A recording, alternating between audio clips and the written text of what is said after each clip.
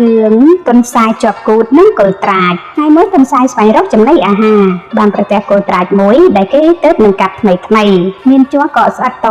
តាត់ទុនសាយលោតផ្លោតអង្គុយពីលើជ័រជាប់គូតនឹងជើងរើពុំរួចនៅនឹងថ្កល់លើគល់ត្រាចនោះជួនជាពេលនោះមានកូនដំរីមួយវាដើរទៅរកផឹកទឹកនៅក្នុងត្រពាំងក្បែរគល់ត្រាចនោះដែលជាកន្លែងវាធ្លាប់ផឹករៀងរាល់ថ្ងៃទុនសាយមានប្រាជ្ញាក៏និយាយបន្លាចថាណែអាកូនដំរីក៏មកផឹកទឹករបស់អញទឹកនេះព្រះអិនលោកឲ្យអញមកចាំយាមទេឯកូនដំរីខ្លាចមិនហ៊ានផឹកក៏ត្រឡប់ទៅប្រាប់មេវាថាម៉ែខ្ញុំទៅផឹកទឹកត្រពាំងនោះស្រាប់តែឃើញសត្វអីមួយអង្គុយលើកោឈើវាដឹងខ្ញុំមិនឲ្យផឹកទឹកអូវាថាខ្លួនវាជាបម្រើរបស់ព្រះអិនខ្ញុំស្រែកទឹកណាម៉ែនេះដំរីលឺកូនប្រាប់ដូច្នោះនឹកខឹងក៏នាំកូនត្រឡប់មកត្រពាំងទឹកវិញឃើញកន្សែងអង្គុយលើកោឈើក៏ស្រែកគំរាមឡើងថាយោអត់កន្សែងច្រមុះចិត្តឲ្យក្រក់មកពីណាអង្គុយច្រងក់លើកោឈើនេះឯងមានអំណាចអីមកហាមប្រាំមិនឲ្យកូនអញចុះផឹកទឹកនេះអញជន់ឯងខ្ទេចក្បាលឥឡូវកន្សែងឆ្លើយឡើងថាយើវាស្បាំធំហងឯងហ៊ានមកស្ដីឲ្យអញទឹកត្រពាំងនេះព្រះអិនលោកប្រាប់អញឲ្យមកចាំយាមបានជាអញហ៊ានហាមដំរីខំកន្សែងជាដូច្នោះក៏ស្ទុះផ្លែតទៅបួងខ្លួនកន្សែងជាប់ភើចេញពីគល់ត្រាចប្រាថ្នានឹងបោកសម្លាប់កន្សែងភ័យណាស់ក៏ស្រែកថាបោះហងឯងបោកអញសម្លាប់កុំបោកទៅក្រោមអញមិនស្លាប់ទេក្រវែងទៅលើវិញទើបអញស្លាប់ដំរីខ្វះប្រាជ្ញាលុះកន្សែងថាដូច្នោះក៏ក្រវែងទៅលើឯកន្សែងក៏បានធ្លាក់ដល់ដីក៏បោលប្រូចចូលព្រៃបាត់ទៅ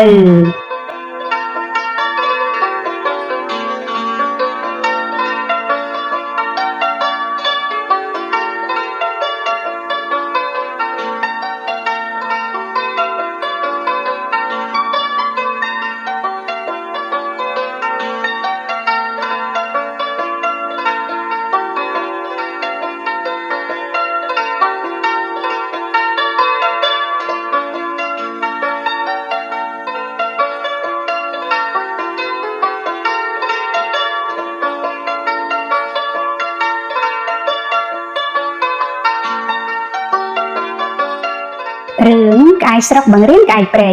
ក្នុងកាលអតីតកាប់ខាងកំបាំងស្ងាត់យូរអង្វែងណាស់ទៅហើយមានក្អែកពីរគឺមួយក្អែកស្រុកសម្បល់ស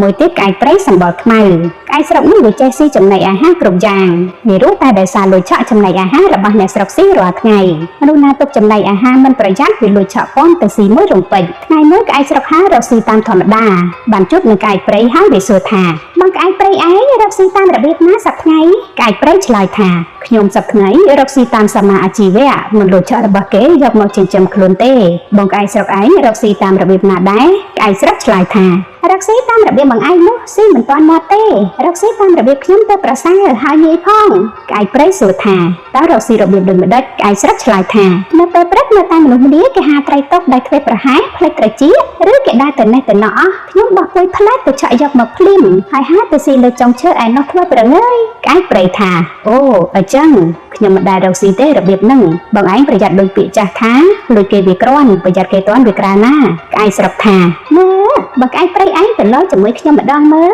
តើវាក្រាន់ឬវាក្រែថាហើយក៏នាំគ្នាហើរសម្ដៅទៅរកភូមិដែលមានមនុស្សនៅអាស្រ័យទៅដល់ពាក់កណ្ដាលផ្លូវបានឃើញអ្នកដំណើរម្នាក់ដាក់រទេះដាំបាយហើយអាំងត្រីមួយដំបុតយ៉ាងឈ្ងុយក៏ដាំបាយបណ្ដើរអាំងត្រីបណ្ដើរចូលទៅកាប់អស់ក្នុងព្រៃក្បែរនោះបណ្ដើរនៅក្បាលជួបដោយក្រមាមួយផងក្អែកស្រុកប្រាប់ក្អែកព្រៃថាបងឯងចាំធ្វើតាមបង្គាប់ខ្ញុំឆក់យកឈ្នួតក្បាលគាត់កាលណាគាត់ដេញតាមខ្ញុំមកក្អែកព្រៃឯងចុះហើទៅឆក់យកត្រីអាំងទាំងអស់របស់គាត់នោះភ្លាមទៅ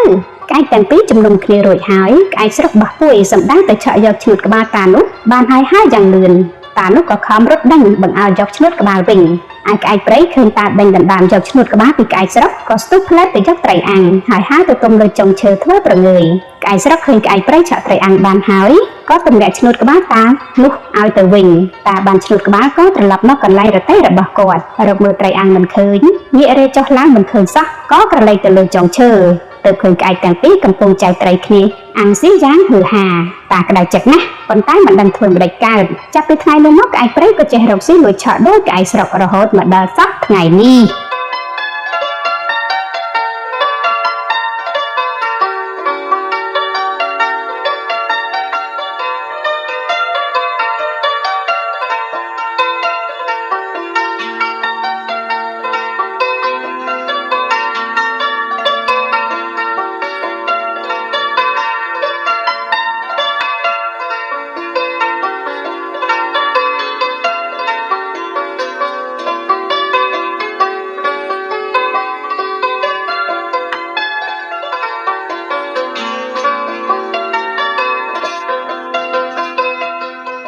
រឿងក្អែកនិងខ្វាយសត្រូវនឹងគ្នាមានសេចក្តីនិទានថាកាលពីព្រេងនាយសត្វបក្សីទាំងអស់សុទ្ធតែមានសម្បុរសដូចគ្នាខុសតែរាងរើនឹងសន្តានទ្រង់ទ្រីប៉ុណ្ណោះពេលដែលហើរនៅលើអាកាសគេមិនអាចសម្គាល់បានថាជាសត្វអ្វីឡើយដែលមានសភាពច្រឡំគ្នាដូច្នេះទើបសត្វទាំងអស់បានបបួលគ្នាមកប្រជុំប្រឹក្សាគ្នាថាឥឡូវនេះយើងទាំងអស់គ្នាគិតរចនារូបយើងទាំងអស់គ្នាឲ្យមានសភាពយ៉ាងណាដើម្បីឲ្យមានពណ៌សម្បុរខុសៗគ្នាប្រយោជន៍កុំឲ្យមនុស្សលោកគេច្រឡំដូចជាព្រមអស់ពេលជាយូរទើបសម្រេចថាអ្នកណាស្រឡាញ់ពណ៌សម្បុរយ៉ាងណាចេះធ្វើយ៉ាងនោះទៅចោះកុំឲ្យតែដូចគ្នាពេលនោះសត្វទាំងអស់បានអនុម័តយល់ព្រមតាំងសត្វខ្វែកឲ្យធ្វើជាមេជាងខាងគំនូខ្វែកបានគូគ្រប់សត្វទាំងអស់តាមរបៀបដែលគេចូលចិត្តរៀងខ្លួននៅសល់តែក្អែកនិងខ្វែកខ្លួនឯងពុំទាន់បានគូនៅឡើយខ្វែកសួរទៅក្អែកថាបងក្អែកឯងចង់គូពណ៌ដូចម្ដេចក្អែកឆ្លើយថាស្រេចលើបងខ្វែកបងដែលជាជាងគំនូស្រាប់គូយ៉ាងណាឲ្យតែសមល្អខ្វែកឆ្លើយថាអើបើដូច្នោះខ្ញុំគូបានតែពេលយប់ទេទើបរំលេចពណ៌ល្អគូថ្ងៃមិនល្អទេប៉ុន្តែចុះបងក្អែកឯងគូឲ្យខ្ញុំមុនសិនចាំខ្ញុំគូឲ្យបងឯងក្រោយក្អែកក៏គូឲ្យខ្វែកមានពណ៌ក្រវែងក្រវាមតាមពេញចិត្តលុះដល់ពេលយប់ងងឹតសងខ្វែកក៏ហៅក្អែកទាំងអស់មកប្រជុំគ្នាហើយលេធ្យូងមួយផ្ទះធំយកកំណាត់ជ្រលក់លៀ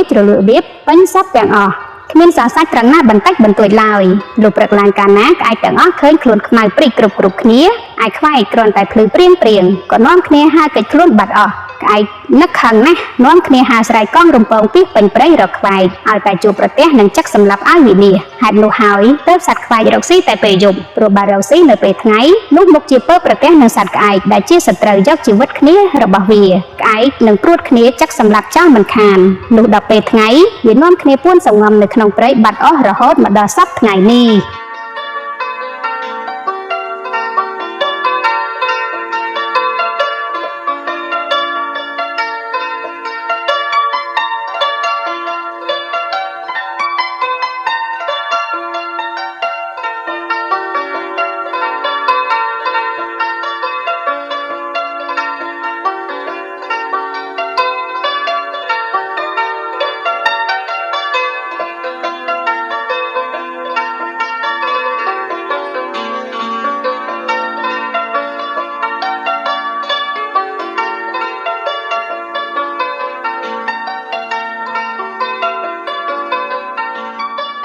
រឿងក្របីស្រុកនិងក្របីព្រៃក្នុងអតីតសម័យមានក្របីពីរមួយជាក្របីស្រុកមួយទៀតជាក្របីព្រៃសត្វទាំងពីរនេះស្រឡាញ់គ្នាណាស់ដេកនៅស៊ីចុកជាមួយគ្នាពុំដែលឃ្លាតទន្សាយដឹងថាក្របីទាំងពីរនេះស្រឡាញ់គ្នាដូច្នេះក៏រកឧបាយកលធ្វើឲ្យបែកចេញពីគ្នាថ្ងៃមួយវាដើរចូលមករកសត្វក្របីទាំងពីរនោះហើយនិយាយថាណែបងក្របីទាំងពីរអើយចុះបងឯងកុំដេកដើរស៊ីចុកជាមួយគ្នាប្រយ័ត្នតែមនុស្សអ្នកស្រុកគេឃើញនឹងចាប់បងឯងទាំងពីរនាក់យកទៅប្រើប្រាស់មិនខានក្របីព្រៃឬទន្សាយនិយាយដូច្នោះក៏ភ័យខ្លាចមានគ្រោះថ្នាក់ដោយពាក្យទន្សាយមែនចាប់ពីថ្ងៃនោះមកក្របីទាំងពីរក៏នៅស៊ីចុកដទៃពីគ្នាក្នុងការដែលបែកគ្នានេះសត្វទាំងពីរក៏តែងតែនឹកអាល័យដល់គ្នានឹងគ្នារកទីបំផុតគ្មានដែលធ្លាប់បាននៅរួមរយៈជាមួយគ្នាឱកាសដ៏យូរលុះយូរទៅក្របីទាំងពីរក៏ភ្លេចនឹកគ្នាទៅវិញទៅមកទន្សាយបានដឹងថាក្របីទាំងពីរបែកគ្នាលែងនឹកគ្នាដល់គ្នានឹងគ្នាទៀតហើយក៏ដើរទៅរកក្របីព្រៃនិយាយថាណែក្របីព្រៃខ្ញុំបានលើក្របីមួយគេនិយាយថាគេខ្លាំងពូកែណាស់គេរត់តែគូនឹងជន់លបងរត់គ្នាក្របីព្រៃលឺដូច្នោះខាងណាស់និយាយថាយោបងទន្សាយក្រោមនៅលើដីមានតែខ្ញុំទេឥឡូវមានអាក្របីណាមកអួតក្អេងក្អាងថាខ្លួនវាខ្លាំងពូកែជាងខ្ញុំចូលបងឯងទៅហៅវាមកយើងនឹងជល់ប្រឡងរត់គ្នាទន្សាយក៏ទៅប្រាប់ក្របីស្រុកថាណែបងក្របីស្រុកក្របីព្រៃគេខឹងនឹងបងឯងណាស់គេថាឲ្យបងឯងទៅជួបនឹងជើប្រឡងរត់គ្នាម្ដងឲ្យដឹងដៃទន្សាយឡើងជិះលើខ្នងក្របីស្រុកជូនដំណើរទៅឲ្យជួបនឹងក្របីព្រៃលុះទៅដល់ភ្លាមក្របីព្រៃក៏ស្ទុះមកវត្តក្របីស្រុកយ៉ាងសាហាវក្របីទាំងពីរក៏ប្រយុទ្ធគ្នាអស់រយៈកាលដ៏យូរមិនឈ្នះមិនចាញ់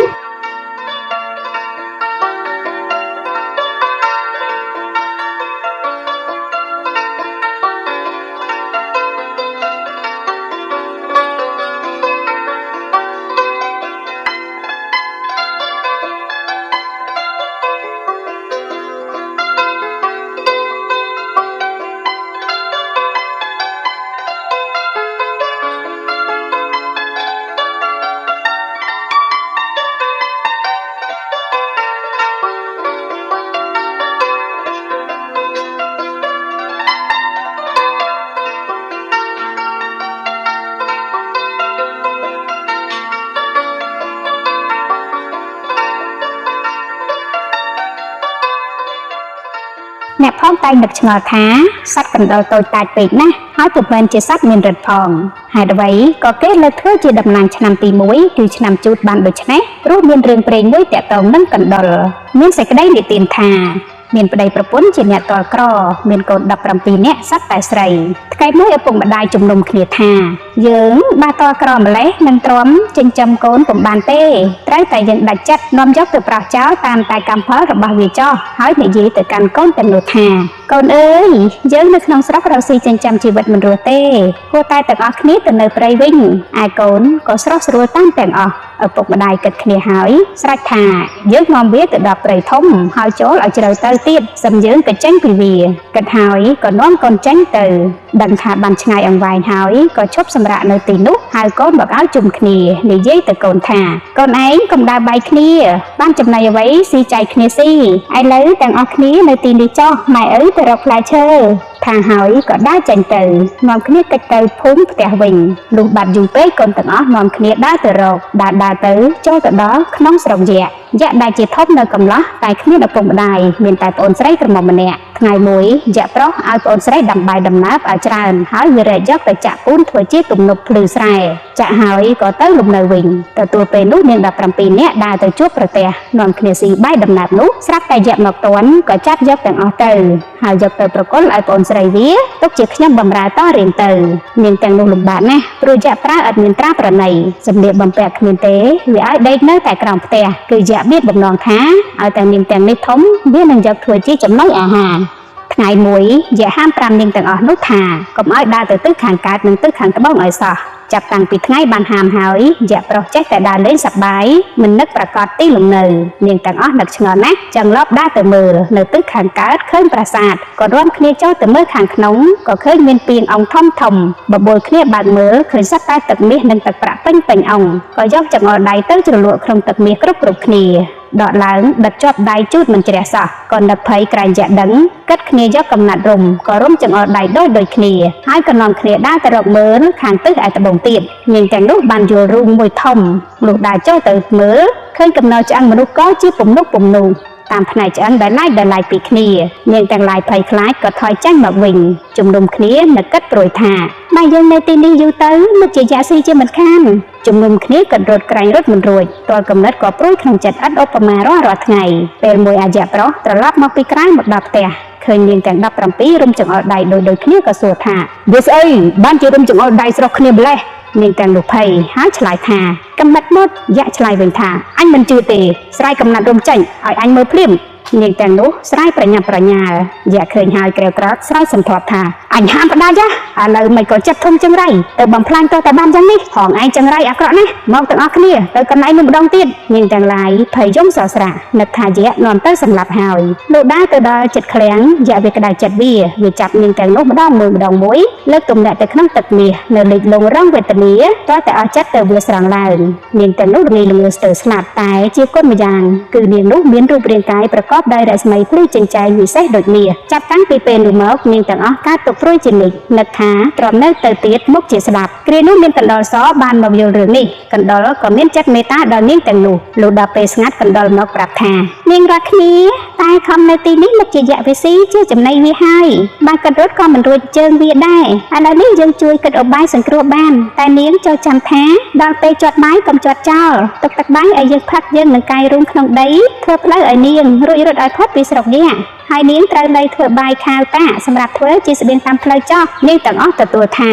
មិនអីទេសូមឲ្យតែកណ្ដុរជួយសង្គ្រោះធ្វើឲ្យខ្ញុំបានចោះគ្រានោះកណ្ដុរសនិយាយឲ្យការសពគ្រប់ហើយក៏ថយទៅអានាងទាំងនោះជាត់បាយហើយតែងទុកបាយឲ្យកណ្ដុរផឹកជានិច្ចចំណែកបាយខាវតាក៏បានប្រុងប្រៀបលៃលកទុកសម្រាប់ខ្លួនជាស្រេចរវាងកន្លះឆ្នាំកណ្ដុរសចូលមកនិយាយប្រាប់នាងទាំង17ថាផ្លូវយើងធ្វើរួចស្រេចហើយឯដើមផ្លូវនៅត្រង់ចន្លោះនោះយើងបានកាច់មែកឈើទុកឲ្យជាសញ្ញាចូលនាងប្រញាប់ដោះខ្លួនកុំនៅយូររួចហើយកណ្ដុរសក៏លាថយចេញទៅលុះដល់ពេលស្ងាត់នាងទាំង17ដើរទៅរកផ្លូវឃើញហើយក៏រីករាយក្នុងចិត្តផ្លូវនោះស្អាតទូលាយណាស់ក៏ថយមកកន្លែងវិញគិតគ្នាលៃលកអំពីអាហារដំណើរតាមផ្លូវក្រែងពុំបានគ្រប់គ្រាន់លុះគិតរួចស្រេចហើយថ្ងៃមួយពេលស្ងាត់យក្សប្រុសវាចេញដើរទៅក្រៅបាត់នាងទាំង17នាំបងប្អូនចេញទៅតាមផ្លូវដែលស្ដេចកណ្ដុរធ្វើឲ្យហើយនាំគ្នាប្រឹងរត់ដំណើរមិនហ៊ានសម្រាកសោះឡើយក្រែងមិនផុតហើយអស់ ដាច់អាហារតាមផ្លូវដំណើរត្រាច់ទៅនោះរវាង3ខែទៅបានផុតទៅដល់នគរមួយផ្សេងទៀតទៅនៅនឹងមាត់ស្រះទឹកមួយជាស្រះទឹករបស់ស្ដេចដែលភីលៀងស្ដេចតែងតែទៅដងទឹកស្រះនោះជារឿយៗតាំងពីនោះមកនាងទាំង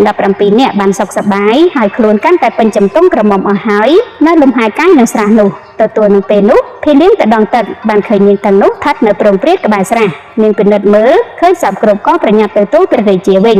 ដល់ហើយក្រាបបង្គំទូលថាខ្ញុំម្ចាស់ទាំងអស់គ្នាទៅដងទឹកឯស្រះនោះបានជួបប្រទះឃើញមានស្រីក្រមុំ17នាក់មានរូបកាយភ្លឺល្អៗណាស់មកជ្រកនៅនឹងមាត់ស្រះប៉ុន្តែគ្មានសម្លៀកបំពាក់ទេខ្លួនប្រាណនៅតែទេស្អាតទាំងអស់ព្រះរាជាទ្រង់ព្រះសណ្ដាប់ហើយទ្រង់ស្លុតព្រះរាជហឫទ័យក៏ទ្រង់ចាត់ឲ្យព្រះរាជបម្រើឲ្យទៅហៅនាំយកនាងទាំង17នោះចូលមកកាន់ព្រះរាជដំណាក់អានាងនោះបានប្រកាសថាខ្លួនខ្មាស់ដែលគ្មានអ្វីស្លៀកពាក់ឯរាជបម្រើក៏ត្រឡប់ទៅវិញទៅក្រាបទូលស្ដេចតាមដំណើរស្ដេចបានចាត់ឲ្យស្រីស្នំភីលៀងនាំយកសម្លៀកបំពាក់ទៅឲ្យនាងទាំង17ហើយដង្ហែចូលមកធ្វើជាមហេសីកាលបើបានជាមហេសីស្ដេចហើយនាងទាំង17ក៏ចាត់ឲ្យស៊ើបរកឪពុកម្ដាយតតែឃើញនាំមកប្រទានទ្រព្យនិងយុស្នីហើយចាត់ឲ្យស្វែងរកកណ្ដុរសដែលជួយសង្គ្រោះរស់មកចិញ្ចឹមរក្សាក្នុងទីកន្លែងសំគួរព្រមទាំងតែងតាំងឲ្យកណ្ដុរសនោះជាស្ដេចលើកណ្ដុរទូទៅ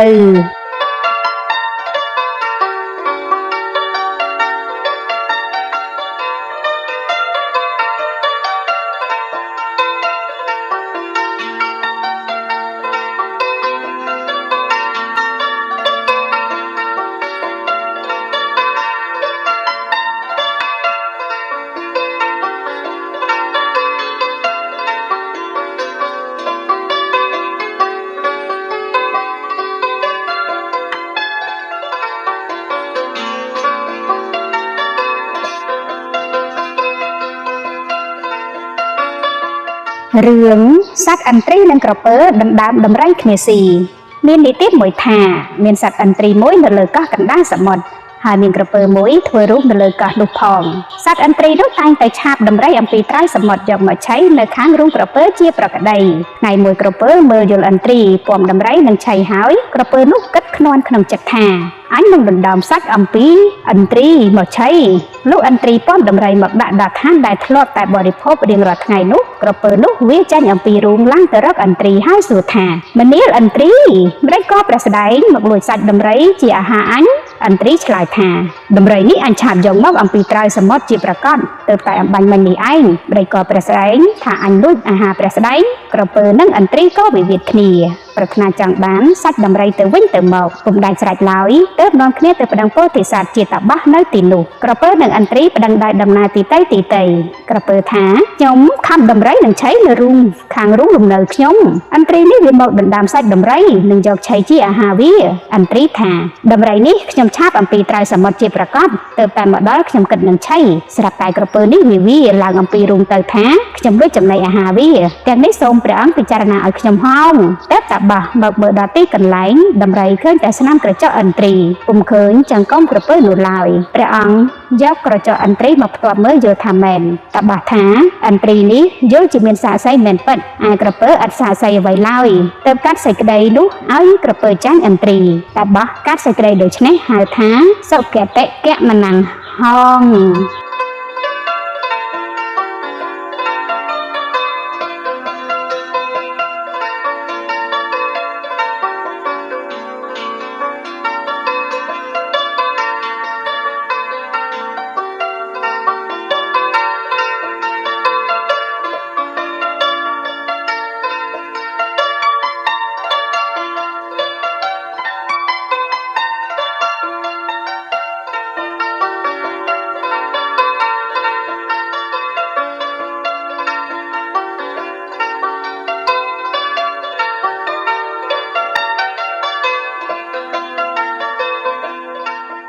រឿងសត្វរើសគ្នាធ្វើស្ដេចក្នុងកាប់តនខាងកំបាំងបាត់ស្ងាត់កន្លងរំលងយូរលង់ណាស់មកហើយមនុស្សទាំងអស់នៅលើផែនដីក្នុងពិភពលោកនេះពុំទាន់មាននរណាជាធំសម្រាប់ត្រួតត្រាគ្នានៅឡើយ លោកចំណែកចេរកាលមកខាងក្រោយទើបគេជំនុំគ្នាលើកមនុស្សម្នាក់ជាក្សត្រដាក់នាមថាព្រះសមិទ្ធរាជហើយសោយរាជសម្បត្តិនិងគ្រប់គ្រងអាណាប្រជានរាជតទៅ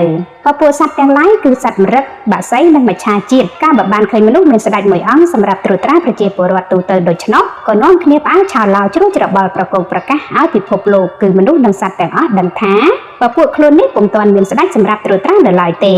ដើម្បីឲ្យពិភពលោកជួយគិតគូរអំពីពួកខ្លួននេះផងមិនយូរប៉ុន្មានមនុស្សទាំងអស់ក៏នាំគ្នាជួយគិតគូររើរកស្ដេចឲ្យពួកសត្វទាំងនោះគេបានតាំងសត្វរាជសីដែលជាសត្វខ្លាំងពូកែមានឥទ្ធិឫទ្ធិអង្អាចមានប្រាជ្ញាឆ្លៀសវៃនិងចរិយាស្រគត់ស្រគំជាងគេឲ្យធ្វើជាស្ដេចនៃសត្វមរឹកពួកសត្វមរឹកទាំងឡាយពេញចិត្តនឹងស្ដេចរបស់ខ្លួននេះដែលឥតមានប្រកែកអ្វីឡើយ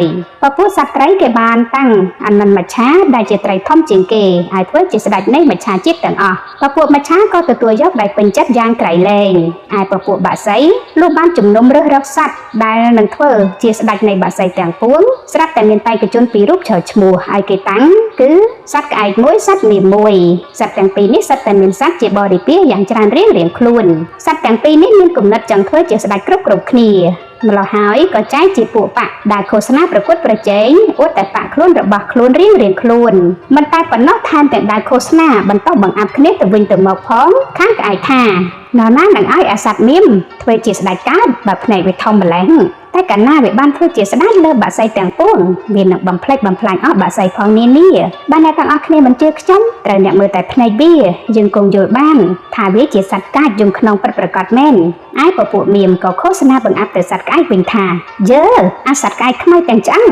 ឯងនេះជាសត្វខ្មៅមិនមែនខ្មៅតែរោមស្លាប់នឹងសាច់ប៉ុណ្ណោះទេខ្មៅរហូតទៅដល់ចិត្តគំនិតទៀតបានណាសុកចិត្តតាំងអាសត្វក្អែកឲ្យធ្វើជាស្ដេចក្អែកវានឹងជិះជាន់សង្កត់សង្កិនលើសត្វនានាជាមិនខានព្រោះអានេះចិត្តខ្មៅណាស់វាជាសត្វធ្លាប់រកស៊ីពុំតាមសមាជីវោទេវារកស៊ីតែលួចឆក់របស់គេជាអាហារបើវាបានធ្វើស្ដេចវានឹងលួចឆក់ហើយវានឹងទៅសង្កត់គេយកស៊ីទាំងភ្នែកស្រស់តែម្ដងអ្នកទាំងអស់គ្នាមិនបាច់គិតឲ្យវែងឆ្ងាយទេមើលតែរបបវាស៊ីសប្ថ្ងៃនឹងចរិយាក្រឡេងក្រលើមហើយនៅសម្បល់ស្បែកវាក៏គង់ដឹងហើយតែកជនក្អែកនឹងមៀមឃោសនាប្រឆាំងគ្នាយ៉ាងនេះរហូតតតែបែកជាបកពួកយ៉ាងធំកាត់ជាឆ្លោះប្រកែកគ្នាយ៉ាងខ្លាំងទៅពួកសត្វទាំងអស់ដែលមិនចូលដៃជើងខាងបកពួកណាក៏ជំនុំគ្នាតាំងសត្វហង្សឲ្យធ្វើជាស្ដេចនៃស្ដេចសត្វបក្សីទាំងអស់រហូតមកព្រោះហេតុនេះបានជាក្អែកនឹងមៀមចេះតែស្អប់គ្នាដរាបមកដល់សប្តាហ៍ថ្ងៃនេះជាប់ជាទម្លាប់មួយដែលចែកសត្វជាពួករស់ស៊ីពេលយប់ពួករស់ស៊ីពេលថ្ងៃ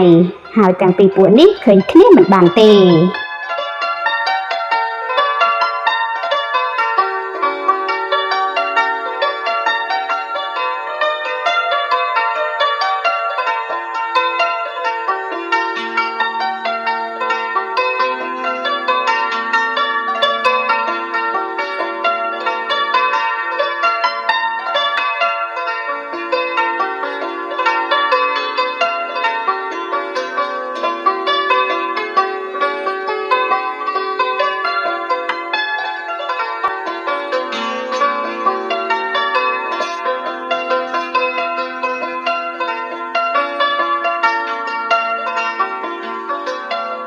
រឿងចៅកំបិតបន្ទោះកាលដើមឡើយមានបរិះពីរនាក់ជាបងប្អូននឹងគ្នាម្ដាយឪពុកស្លាប់អស់ទៅនៅតែពីរនាក់បងប្អូនក៏បបួលគ្នាទៅនៅវត្តរៀនអក្សរធម៌អាតសាស្ត្រាបាលីនិងលោកសង្គ្រាចលោកក៏មេត្តាករណាព្រិនប្រដៅឲ្យរៀនសូត្រក្មេងទាំងពីរនាក់ព្យាយាមណាស់រកក្មេងណាស្មើគ្មានដល់រៀនចេះចប់លោកគ្រូបំពុះនេន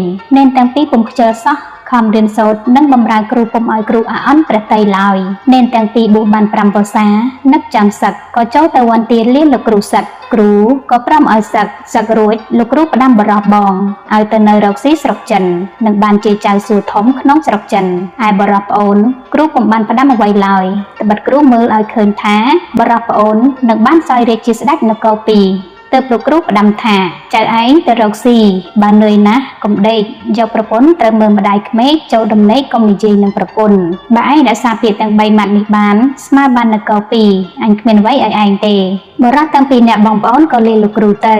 បរោះបងទៅរកស៊ីឯស្រុកចិនតាមពាក្យលោកគ្រូផ្ដាំក៏បានទៅជាចៅសួរធំមែនបរោះប្អូនមិនដឹងរកស៊ីអ្វីទៅនៅនឹងបងប្អូនញាតិសន្តានគេក៏អាណិតដណ្ដឹងប្រពន្ធរៀបការធ្វើផ្ទះឲ្យនៅបរោះនោះភ្លេចពាក្យគ្រូផ្ដាំក៏នៅរកស៊ីនឹងប្រពន្ធ ជួនមានស៊ីជួនអត់បានព្រឹកអត់ល្ងាចបានល្ងាចអត់ព្រឹកសម្ពុតស្លៀកក៏គ្មានតែខោកញ្ចាស់ពាក់កណ្ដាលផ្លូវមួយដាច់លេចមុខលេចក្រោយបរិះនោះតែងតែដើរទៅកំពង់ទឹកក្រែងមានគេមកពីស្រុកចិននិងបានសួរដំណឹងពីបងខ្លួនថ្ងៃមួយមានសំពៅមួយមកពីស្រុកចិនបរិះនោះក៏ចុះទៅសួរគេថាអ្នកនាយសំពៅអើយអ្នកបានប្រទះខ្មែរម្នាក់ដែរឬទេគាត់ទៅរកស៊ីនៅស្រុកចិន5ឆ្នាំហើយនេះសំពៅប្រាប់ថាឃើញខ្មែរម្នាក់ដែរឥឡូវគេបានជាចៅសួរមានងារធំក្នុងស្រុកចិនគ្មានអ្នកណាមានស្មើទេបរិះសួរទៅនេះសំពៅទៀតថាអ្នកនាយសំពៅអញ្ជើញទៅវិញថ្ងៃណានេះសំពៅថា3ថ្ងៃទៀតខ្ញុំវិលទៅវិញហើយបរិះនិយាយនឹងនេះសំពៅថាអ្នកនាយសំពៅបានអ្នកអញ្ជើញទៅវិញសូមអ្នកអាណិតឲ្យខ្ញុំទៅដោយសារផងតោះនាយសំពៅព្រមឲ្យទៅបរិះនោះក៏លានាយសំពៅមកផ្ទះវិញទៅដល់ផ្ទះបរិះនិយាយនឹងប្រពន្ធថានាងអើយយើងសប្តាហ៍ថ្ងៃនេះក្រលំបាកណាស់ឥឡូវនេះឮដំណឹងថាបងអ្នកដែលទៅនៅស្រុកចិនគេបានជាចៅសួរធំក្នុងស្រុកចិនឥឡូវបងចង់ទៅសួរក្រែងបងគេឃើញឯងក្រគេអាណិតឲ្យប្រាក់កាសចាយសម្ពុតអាវស្លៀកពាក់ប្រពន្ធលើប្តីថាដូច្នោះសួរថាចុះអ្នកទៅជាមួយអ្នកណាបរិះជាប្តីប្រាប់ថាបងសុំដោយសារសំពៅគេព្រមឲ្យទៅ3ថ្ងៃទៀតគេចេញសំពៅហើយប្រពន្ធថាបានអ្នកទៅក៏ទៅចុះលុះដល់3ថ្ងៃបរិះក៏ចុះទៅនេះសំពៅឃើញបរិះនោះទៅក៏គេហៅចុះសំពៅចេញទៅការបើសំពៅរៀងទៅបរិះនោះមើលថែទាំជួយរក្សារបស់ទ្រព្យនេះសំពៅដូចរបស់ខ្លួននេះសំពៅឃើញបរិះនោះមានគំនិតមារយាទល្អក៏ស្រឡាញ់រាប់អានអាណិតឲ្យបាយទឹកស៊ីតែសប្តាហ៍ថ្ងៃរៀងទៅឯប្រពន្ធបរិះនោះការក្រោយបរិះជាប្តីទៅស្រុកចិនក៏លួចមានសហាយយកមកដេកយប់ឲ្យថ្ងៃទៅវិញនិយាយពីបរិះដែលនៅជាមួយនឹងនាយសំពៅលុះទៅដល់ស្រុកចិនក៏សួរនាយសំពៅថាវិលទៅស្រុកខ្មែរវិញថ្ងៃណាប្រាប់ខ្ញុំផងនាយសំពៅប្រាប់ថា3ថ្ងៃទៀតនឹងចេញទៅបរិះឮដូច្នោះក៏ទៅសួររកបងទៅដល់មាត់ទ្វារផ្ទះបងឃើញមនុស្សចាំទ្វារសួរគេថានេះហើយឬផ្ទះលោកចៅសួរខ្មែរអ្នកចាំទ្វារប្រាប់ថានេះហើយផ្ទះលោកចៅសួរអ្នកចាំទ្វារសួរបរិះវិញថាអ្នកឯងមកពីណាសួររកផ្ទះលោកចៅសួរបរិះប្រាប់ថាខ្ញុំមកពីស្រុកខ្មែរលោកចៅសួរនេះជាបងខ្ញុំបង្កើតមនុស្សចាំទ្វារមើលទៅមុខបរិះរូបអាក្រក់ស្លៀកខោពាក់កណ្ដាលផ្លូវសម្ពុតគ្មានដណ្ដប់លេចមុខលេចក្រោយមិនសមប្អូនលោកចៅសួរខ្លួនសោះអ្នកចាំទ្វារមិនស្ងៀមទៅប្រាប់លោកចៅសួរលោកចៅសួរមិននៅទៅក៏ស្ដេចក៏ជម្រាបប្រពន្ធថាអ្នកចៅវាយស្រីមានប្រុសម្នាក់មកពីស្រុកខ្មែររូបអាក្រក់ស្លៀកខោពាក់កណ្ដាលផ្លូវគុនទៅខោដាច់លេចមុខលេចក្រោយហើយប្រាប់ខ្ញុំថាត្រូវជាបងប្អូនលោកចៅវាយស្រុកបង្កើតឥឡូវខ្ញុំបានឲ្យចាំនៅមាត់ទ្វារនាងជាប្រពន្ធចៅសួរនោះនឹកខឹងថាអាមនុស្សកំសត់ទុរគតនេះមកពីណាក៏ហ៊ានមកបង្កាច់គេថាប្តីអញជាបងបង្កើតវាក៏ប្រាមនុស្សឲ្យទៅចាប់បរិះនោះដាក់ច្រវាក់ទុកឲ្យនៅរោងសេះថាចាំប្តីមកវិញនឹងយកទៅសម្លាប់បរិះនោះលុះគេយកទៅដាក់ច្រវាក់ក៏នឹកថាអោអញអើយអញសង្វាតមកពីស្រុកខ្មែរដល់ស្រុកចិនព្រោះតែបងឥឡូវគេពុំគិតអាណិតឈាមដែលកើតមកពោះជាមួយគ្នាសោះគេឆ្មើងមានគេហ៊ានចាប់ឯងដាក់ច្រវាក់នឹងសម្លាប់ផងអោអញអើយបើទៅស្រុកខ្មែរវិញរកស៊ីតាមខ្លួនក្រគ្មាននរណាហ៊ានធ្វើបានទេបរិះនោះពុំដឹងជាបងទៅក៏ស្ដេចលោកចៅសួរជាបងវិលមកដល់ផ្ទះប្រពន្ធប្រាប់ថាមានបរិះកំសត់ម្នាក់មកពីស្រុកខ្មែរនិយាយថាលោកជាបងបង្កើតតែខ្លួននោះអាក្រក់ស្លៀកខោពាក់កណ្ដាលផ្លូវដាច់លេចមុខលេចក្រោយឥឡូវខ្ញុំឲ្យគេដាក់ច្រវាក់ទុកនៅរោងសេះចាំលោកអញ្ជើញមកហើយនាំទៅសម្លាប់ចៅសួរជាបងឮហើយថាទៅយកវាមកមើលក្រែងបងបង្កើតមែនហើយចៅសួរនោះឲ្យដោះច្រវាក់បរិះនោះលុះបរិះនោះមកដល់ស្គាល់ខ្លួនជាប្អូនបង្កើតមែនក៏រៀបបាយទឹកឲ្យស៊ីមើលទៅប្អូនស្លៀកពាក់ខោកណ្ដាលផ្លូវចៅសួរក៏ឲ្យខោមួយស្លៀកហើយសួរប្អូនថាប្អូននៅឯនេះមិនដឹងរកស៊ីអ្វីទេក្រណាស់ហើយមានប្រពន្ធផងបានអីស៊ីបងឮប្អូននិយាយក៏នឹកអាណិតប្អូនមិនចេញស្ដីហើយសួរថាប្អូនមកជាមួយអ្នកណាបរិះប្អូនជម្រាបថាខ្ញុំមកនឹងនាយសំពៅគេឲ្យដោយសារមកចៅសួរបងថាចុះគេទៅវិញថ្ងៃណាបរិះប្អូនប្រាប់ថា3ថ្ងៃទៀតគេចេញសំពៅទៅវិញចៅសួរបងដឹងដូច្នោះក៏ស្ងៀមទៅឲ្យលើកបាយមកហើយបរិះជាប្អូនស៊ីបាយជាមួយគ្នាលុះស៊ីរួចប្រាប់ប្អូនថាប្អូននៅដីផ្ទះនេះចុះបងទៅលេងផ្ទះចិនសែចៅសួរទៅផ្ទះចិនសែឃើញក៏រៀបកៅអីថ្នាំចិនខ្សៀទឹកតែទទួលហើយចៅសួរនិយាយនឹងចិនសែថាអ្នកចិនសែខ្ញុំមករកមើលឲ្យប្អូនខ្ញុំបន្តិចវាចេះតែក្រីក្រអញ្ចឹងទៅឬវានឹងគ្រាន់បានឡើងដែរចិនសែទាញសិភៅមកមើលសពទៅទាយថា អូនលោកមិនជាអ្នកក្ររហូតទេ7ឆ្នាំទៀតនឹងបានសោយរាជសម្បត្តិជាស្ដេចនគរ2លោកនឹងបានជាធំក្នុងរាជការដោយសារប្អូនប៉ុន្តែឥឡូវនេះលំបាកណាស់ដល់ទៅស្រុកវិញពាក់កណ្ដាលផ្លូវនឹងបានទ្រព្យតម្លៃក៏2ជាសម្រាប់ខ្លួនតែថាឃ្លាតទៅវិញដល់កំណត់បានសោយរាជនឹងបានទ្រព្យនោះមកជាសម្រាប់បនវិញទាំងអស់ចៅសួរបានដឹងដំណឹងប្អូនដូច្នោះក៏លាចិនសែទៅផ្ទះវិញដល់3ថ្ងៃនេះសំពៅគេផ្ទុកសំពៅរៀបនឹងចេញទៅថ្ងៃនោះចៅសួរជាបងយកផណ្ឌិតបកហែកមួយត្បូងហុចទៅឲ្យបរោះជាប្អូនបរោះជាប្អូនក៏ទទួលយកផណ្ឌិតមួយត្បូងលាបងចុះទៅដើរបណ្ដាគិតបណ្ដានឹកតូចចិត្តស្ទើរមិនចង់កាន់ផណ្ឌិតនោះសោះចេះតែនឹកតូចចិត្តថាអោបងប្អូននឹងគ្នាតាំងពីពុកម្ដាយស្លាប់ចោលទៅនៅកំព្រាតែ2នាក់បងប្អូនកាលវេលាក្រចេះស្រឡាញ់រាប់អានគ្នាដល់វេលាមានតតគ្នាចោលឆ្មាមានស្ទើរមិនរាប់គ្នាមីប្រាក់ដាក់ឃ្លាំងកកោកមិនហ៊ានយកមកឲ្យគ្នាមួយស្លឹងយកតែខ្មោចផដិបឲ្យគ្នាមួយត្បូងរូបបរិនោះដើរទៅដល់កំពង់ក៏ឡើងលើសំពៅនេះសំពៅឲ្យកូនឈ្នួលស្រាំយុទ្ធការសាកដោងបាត់ទៅហើយនៃសំពៅសួរបរោះនោះថាអូនទៅឲ្យលោកចៅសួរតើលោកឲ្យអ្វីខ្លះបរោះប្រាប់នៃសំពៅថាគ្មានឲ្យអ្វីទេឲ្យតែប្រដិបមួយត្បូងនិងខោមួយនៃសំពៅបានដឹងហើយក៏ស្ងៀមលុះបើសំពៅទៅដល់ពាក់កណ្ដាលផ្លូវយប់ងងឹតនឹងទៅពុំរួចក៏ឲ្យបោះយុទ្ធការដេកហើយតែបនដល់បរោះក៏នឹកឃើញពាក្យដែលគ្រូផ្ដាំថានឿយណាស់កុំដេកឥឡូវរបស់អ្នកសំពៅនេះដេកអស់ដូច្នេះអញកុំឲ្យដេកក៏អង្គុយនៅក្បែរដងក្តោងពុំហ៊ានដេកលុះដល់អាត្រៀតមានយក្សមួយហោះមកឃើញសំពៅវាចុះមកប៉ងនឹងស៊ីមនុស្សហើយវាឈ្ងោកមើលទៅក្នុងសំពៅធ្លាក់ពុកមាត់ទៅលើបរោះនោះក៏ស្ទុះទៅស្រវាចាប់ជាប់ហើយស្រែកថាឯងស្លាប់នឹងដៃអញឥឡូវនេះហើយយក្សលើបរោះថាដូច្នោះផិតភ័យណាស់ក៏ស្ទុះទៅមិនរួចត្បិតបរោះនោះចាប់ពុកមាត់ជាប់យក្សភ័យក្រែងស្លាប់ក៏និយាយនឹងបរោះនោះថាអ្នកបរោះអើយបើអ្នកអាណិតលែងខ្ញុំនឹងតបគុណអ្នកជាខ្សែចងដៃដំបងវាយឯងឆ្នាំងឆ្អិនឯងខ្សែនឹងដំបងនេះបើមានប្រចាំមិត្តពីណាមកប្រមាថហើយតែខ្សែនេះទៅចងដំបងទៅវាយប្រចាំមិត្តនោះនឹងស្លាប់ពីនេះអន្តរាយអស់ឯឆ្នាំងនេះបើឃ្លានអាហារចំណីហើយនឹងចង់បរិភោគអាហារចំណីអ្វីប្រាប់ឆ្នាំងថាឆ្អិនឡើងអញស៊ីក៏ឆ្អិនឡើងឯងបានបរិភោគមិនបាច់ដាំឡើយបរោះនោះដូច្នោះក៏ថាបើដូច្នោះយកឯងឲ្យអញសិនសំអញលែងយក្សក៏ហុចប្រដាប់ទាំងនោះមកឲ្យបរោះនោះទទួលយកហើយលែងយក្សនោះទៅយក្សក៏ហោះទៅលំនៅវិញលុះព្រឹកឡើងបរោះនិយាយប្រាប់នេះសំពៅថាអ្នកនេះសំពៅ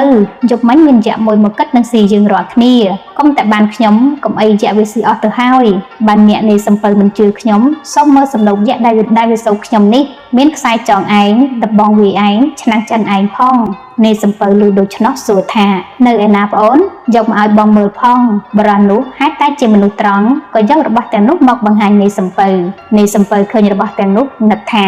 របស់ទាំងនេះមានតម្លៃឥតស្ដេចនាមើលណាមានឡើយបរោះនេះមានសំណាងខ្ពស់អ្វីម្ល៉េះបានទ្រព្យយ៉ាងនេះនេះសំពៅនឹកថាបរោះនេះល្ងងឆោតណាស់អញគិតបញ្ឆោតថាទុករក្សាឲ្យបើសំពៅទៅដល់គោកត្រង់ណាអញនឹងបញ្ឆោតឲ្យវាឡើងហើយអញបើកសំពៅទៅចោលអញនឹងយកទ្រព្យទាំងអស់នេះសំពៅគិតដូច្នេះហើយនិយាយថាសូមប្អូនឲ្យទ្រព្យរបស់ទាំងនេះមកបងរក្សាទុកត្បិតប្អូនឯងគ្មានហັບដាក់បរោះគិតស្មានថានេះសំពៅគេយកមករក្សាទុកឲ្យតាមត្រង់មិនដឹងថាគេទុច្ចរិតនឹងខ្លួនឡើយទើបយករបស់ប្រគល់ទៅឲ្យនេះសំពៅទាំងអស់នេះសំពៅក៏បើកសំពៅទៅដល់ចុងកោះមួយដែលមានដើមល្វាមួយដើមដុះនៅក្នុងទឹកនេះសំពៅឲ្យចាប់ដើមល្វានេះឈប់ហើយនិយាយនឹងបរោះថាបងចង់ប្រាប់ប្អូនឲ្យឡើងបេះផ្លែល្វាស៊ីបរោះលឺនេះសំពៅប្រើក៏ឡើងដើមល្វាបេះផ្លែមិនដឹងថាគេចង់នឹងចាញ់សំពៅទៅចោលសោះហើយនេះសំពៅចង្អុលថាហ៎អូនឡើងទៅម៉េចលើអូនបោះអាចចង្កោមធំនោះឲ្យបងបរោះក៏ឡើងទៅលើមេឃលើនេះសំពៅក៏ឲ្យកូនឈ្នួលច្រានសំពៅបើកចោលបរោះនោះទៅបរោះស្រែកហៅគេឲ្យមកយកគេក៏ពុំមកបរោះគិតថាអោអញអើយគេបោកបញ្ឆោតឲ្យឡើងដើមល្វាគេចេញសំពៅទៅចោលគេកាត់យករបស់ឯងខ្លួនឯងគេចោលឲ្យស្លាប់ម្នាក់ឯងកណ្ដាលសមុទ្របាននឹងស្លាប់នឹងរស់ឲ្យតែឆ្នាំងឆ្អិនឯងទៅរាគ្រាន់នឹងឲ្យចំអិនបាយចំណីស៊ីតម្រាំមានសំពៅគេមកនឹងសុំដោយសារគេទៅឥឡូវបាយក៏អត់សម្ពុតដណ្ដប់ក៏គ្មានសំនឹងស្លាប់ពំលែងបរោះនោះនឹកអាណិតអាត្មាក៏យំសោកលុះយប់មានជ្រូកមួយតែមកស៊ីផ្លែល្វាទុំជ្រូកនោះមានកែវពំដើរលើទឹកបានលុះអាត្រៀតស្ងាត់ជ្រូកនោះពំកែវដើរលើទឹកមកនឹងរើសផ្លែល្វាស៊ីបរោះឃើញជ្រូកដាក់កែវនៅលើកុលល្វាក៏បេះផ្លែល្វាចោលទៅឆ្ងាយឲ្យជ្រូកតាមទៅស៊ីខ្លួននឹងឆក់យកកែវជ្រូកនោះហេតុតែកុសលនោះត្រូវមានបុណ្យជ្រូកនោះក៏ទៅស៊ីឆ្ងាយពីកែវបរោះក៏សម្រោតចុះមកឆក់កែវជ្រូកបានរត់ចេញទៅខំដើរទៅទាំងយប់ លុះព្រឹកក៏បានទៅទាន់សំពៅក៏ស្រែកថាអ្នកសំពៅចាំខ្ញុំផងនេះសំពៅលើមាត់បែរមើលទៅឃើញស្គាល់ថាបរោះក៏មូលក្តោងឈប់ចាំបរោះទៅដល់ឡើងលើសំពៅនិយាយថាអ្នកបងនេះសំពៅមិនគួរគិតអាក្រក់មកចោលខ្ញុំឲ្យស្លាប់កណ្ដាលសមុទ្រសោះកុំតែកសលខ្ញុំមានកុំអីស្លាប់បងអាសាតែម្នាក់ឯងនេះសំពៅឆ្លើយដោះថាប្អូនអើយបងស្មានថាប្អូនចុះមកខាងក្បាលសំពៅហើយបងមិនមានគិតចង់ចោលប្អូនទេហើយនេះសំពៅថាប្អូនបានអីក៏ដើរលើទឹកបានបរោះថាខ្ញុំមានកែវជ្រូកបានជាខ្ញុំដើរលើទឹកបាននេះសំពៅហេតុតែមានចិត្តអកតញ្ញូក៏ថាប្អូនឲ្យបងទុកឲ្យបរោះគិតថានេះសំពៅនេះវាគិតបញ្ឆោតអញទៀតហើយក៏និយាយថាសូមអ្នកនេះសំពៅយករបស់ទាំងនោះមកឲ្យខ្ញុំសិនខ្ញុំប្រមូលឲ្យមូលសុំជូនទៅអ្នកវិញត្បិតរបស់ទាំងនេះមានប្រយោជន៍អីដល់ខ្ញុំគង់តែខ្ញុំជូនអ្នកទាំងអស់ទេនេះសំពៅលឺដូច្នោះនឹកថាបរោះនេះវាជាអ្នកល្ងងគង់តែបានមកដៃអញវិញទាំងអស់ទេក៏យកខ្សែចងដំបងវាឯងឆ្នាំងឆ្អិនឯងនិងផាឌិបមួយត្បូងព្រមទាំងខោមកឲ្យប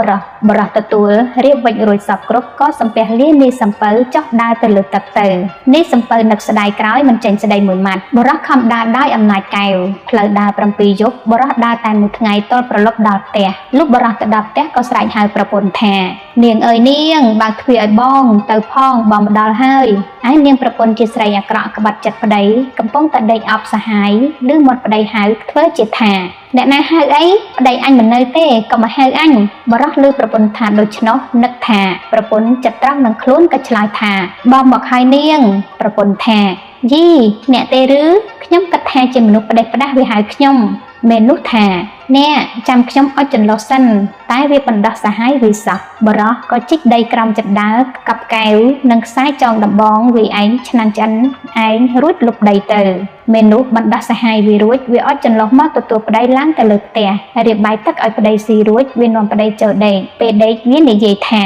អ្នកទៅស្រុកចិនបានអ្វីមកផ្ញើខ្ញុំខ្លះបរោះជាប្តីប្រាប់ប្រពន្ធថាបងគ្មានបានអីទេបងគេឲ្យខោមួយផាឌិបមួយត្បូងមែននោះធ្វើជាស្រែកយំថាមិនមែនទេអ្នកក៏ហក់ខ្ញុំមិនដែលអ្នកណាទៅដល់បងហើយគេមានក៏នឹងឲ្យផាឌិបមួយត្បូងខោមួយដូចនេះទេបរោះនឹកពាក្យគ្រូផ្ដាំថាចូលដំណេកកុំនិយាយនឹងប្រពន្ធបរោះនោះក៏ថាណាហើយនាងចាំព្រឹកសំបងប្រាប់ឯសហាយមេនុវាលបស្ដាប់ក្រោមផ្ទះមេនុសួរប្តីទៀតបរោះស្មានថាប្រពន្ធចិត្តត្រង់នឹងខ្លួនអាណិតប្រពន្ធនឹងចង់ប្រាប់តែក្រែងខុសនឹងបណ្ដាំគ្រូក៏រារែកក្នុងចិត្តលុះមេនុចេះតែទទូចសួរបរោះក៏ភ្លេចដែលយល់ឃើញថាយប់នេះស្ងាត់នឹងដោយមិនដឹងជាសហាយប្រពន្ធនៅក្រោមផ្ទះក៏ប្រាប់ប្រពន្ធថាបងកັບកែវជ្រូកមួយខ្សែចងឯងមួយដំបងវាឯងមួយឆ្នាំងឆ្អិនឯងមួយនៅក្រោមចិត្តដើមមុខផ្ទះសហាយលឺក៏មកកោះយកអស់បរោះនឹងប្រពន្ធក៏ដេកលក់ទៅលុះព្រឹកឡើងបរោះនោះទៅរករបស់បាត់អស់ឃើញតែស្នាមបរោះនោះមិនចេញស្ដីដោយដឹងច្បាស់ថាប្រពន្ធមានសហាយក៏ធ្វើគ្នាងដាក់ចណ្ដើយកខ្សែចងអុកទៅប្តឹងចៅក្រមទទួលជំរះវាចណ្ដើពិចារណាសួរថាចណ្ដើឯងទទួលបញ្ញាបរោះនេះម្ដេចក៏ឯងឲ្យមនុស្សលួចរបស់គេអស់ចៅក្រមហេតុតែជាអ្នកឥតប្រាជ្ញាមិនយល់ការរាក់ជ្រៅអាត់កំបាំងក៏បបួលគ្នាសើចនឹងបរោះស្ដីឲ្យបរោះថានាំបង្កើតក្តីថាបរោះឯងឈួតគ្មានជីដូនជីតានរណាគេក្តីនឹងចណ្ដើដូចចៅឯងទេចៅឯងទៅរកនរណាគេជំរះឲ្យចោះបរោះក៏ចង់ចណ្ដើអស់ចូលទៅក្នុងព្រះរាជវាំងពេលនោះជួនជាស្ដេចទ្រង់ចេញប្រថាប់នៅចុងព្រះរាជរោងទ្រង់បានតតឃើញស្ដេចទ្រង់ឲ្យអាមាត្យរត់ទៅហៅបរោះនោះមកហើយទ្រង់មានព្រះបន្ទូលសួរបរោះនោះថាដំណើរដូចម្ដេចបានជាអ្នកដាក់គ្នាងចណ្ដើហើយអស់ដូច្នេះតើមកពីហេតុអ្វីបរោះនោះក្រាបបង្គំទូលថាសូមទ្រង់ព្រះមេត្តាប្រោសការដាំឡើយទូលព្រះបង្គំបានយករបស់ទៅជីកកាប់ក្រំចណ្ដើនេះផ្ញើនឹងចណ្ដើឲ្យចណ្ដើរក្សាឲ្យចណ្ដើនេះឲ្យមនុស្សលួចយកអស់បានជាទូលព្រះបង្គំពុំសុខចិត្តនឹងចណ្ដើនេះស្ដេចមានព្រះបន្ទូលសួរបរោះថារបស់អ្វីខ្លះបរោះក្រាបទូលថាខ្សែចងឯងឆ្នាំងឆ្អិនឯងនិងកែវដើរលើទឹកបានស្ដេចទ្រង់ជ្រាបឲ្យបរោះយកចណ្ដើនោះមកថ្វាយព្រះអង្គទ្រង់ឲ្យអាមាត្យយកទុកហើយទ្រង់មានព្រះបន្ទូលថាប្រពន្ធចៅឯងមានសហាយចៅឯងនៅនឹងយើងចោះរួចក៏ទ្រង់ព្រះរាជទានសម្ពុតអាវឲ្យបរោះនោះស្លៀកពាក់បរោះនោះក៏ទៅគល់បម្រើស្ដេចប្រមាណ3ថ្ងៃស្ដេចទ្រង់ព្រះរាជទានព្រះភូសាឲ្យបរោះនោះទ្រង់ផ្ដាំថាចូលឯងយកសម្ពុតដែលយើងឲ្យនេះទៅផ្ទះ ហើយបើមានគេបបួលថាឲ្យមកមើលរបាំចូលឯងកុំមកឯងឲ្យតែសម្ពុតនេះទៅប្រពន្ធឯងស្លៀកពាក់មកមើលរបាំចោះបរិះនោះទទួលព្រះរាជអង្គការហើយក៏ថ្វាយបង្គំលាវិលទៅផ្ទះវិញឯប្រពន្ធឃើញប្តីបានសម្ពុតល្អធ្វើរឹកជាស្រឡាញ់ប្តីណាស់លុះព្រឹកឡើងស្ដេចឲ្យប៉ៅកងថាឲ្យអស់អាណាប្រជានុរាស្ត្រទាំងអស់មើលរបាំត្បិតស្ដេចចាត់ចែងរបាំឲ្យអស់រាស្ត្រមើលអស់អ្នកស្រុកក៏បបួលគ្នាទៅមើលល្ខោនត្រហឹងអើងកងមេប្រពន្ធវាបបួលបរោះនោះថាអ្នកទៅមើលរំនឹងគេទេបរោះថានាងឯងយកសម្ពុតនេះស្លៀកទៅមើលគេរំនឹងគេចោះបើមិនទៅទេមេនោះឮប្តីឲ្យសម្ពុតល្អទៅស្លៀកមើលរំក៏នឹកអចង់យកទៅឲ្យសហាយវាស្លៀកត្បិតប្តីមិនទៅមើលទេមេនោះបានសម្ពុតក៏រលះរលាំងចោះដើរទៅស្កាត់រកសហាយឃើញហើយក៏ឲ្យសម្ពុតនោះទៅសហាយស្លៀករួចបណ្ដាលគ្នាទៅក្នុងព្រះរាជវាំងចូលទៅមើលល្ខោនឈរទន្ទឹមគ្នាស្ដេចទ្រង់ឲ្យទាហានក្រុមវាំងដើរល្បាតមើលឃើញនរណាស្លៀកសម្ពុតដែលទ្រង់ព្រះរាជទានឲ្យទៅបរោះនោះទ្រង់ឲ្យហៅមកទាំងប្រុសទាំងស្រីអស់ពួកទាហានក្រុមវាំងក៏ហៅអានេះមេនោះមកថ្វាយស្ដេចតតឃើញមិនមែនបរោះទើបទ្រង់ឲ្យហៅបរោះនោះមកទ្រង់សួរថាអាណាប្រពន្ធចាឯងបរោះក្រាបទូលថានាងនេះហើយជាប្រពន្ធទូលព្រះបង្គំជាខ្ញុំស្ដេចទ្រង់មានព្រះបន្ទូលថាចុះប្រុសនេះចាឯងស្គាល់ទេបរោះក្រាបទូលថាមិនស្គាល់ទេ